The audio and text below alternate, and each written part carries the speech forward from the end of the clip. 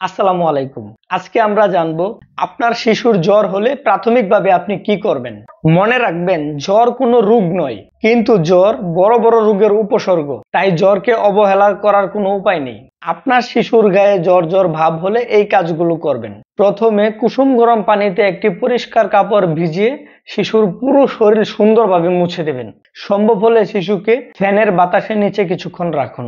দ্বিতীয়ত, শিশুর জ্বর যদি 100 ডিগ্রি ফারেনহাইট বা তার কম হয়, সেক্ষেত্রে শিশুকে প্যারাসিটামল সিরাপ খাওয়ান। প্যারাসিটামল সিরাপ খাওয়ানোর সহজ নিয়ম হলো প্রতি 8 কেজিতে 1 চামচ। শিশুর ওজন যদি 8 কেজি হয় তাহলে 1 চামচ, শিশুর ওজন যদি 12 কেজি হয় তাহলে 1.5 চামচ, শিশুর ওজন যদি 16 কেজি হয় সেক্ষেত্রে 2 চামচ করে শিশু প্যারাসিটামল সিরাপ পাবে। তৃতীয়ত, শিশুর জ্বর যদি 102 ডিগ্রি ফারেনহাইট বা তার বেশি হয়, সেক্ষেত্রে শিশুকে ওজন অনুযায়ী পায়ুপথে সাপোসিটরি ব্যবহার করুন।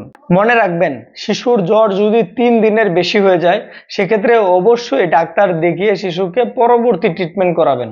এতে আপনার শিশু খুব দ্রুত সুস্থ হয়ে যাবে ইনশাআল্লাহ।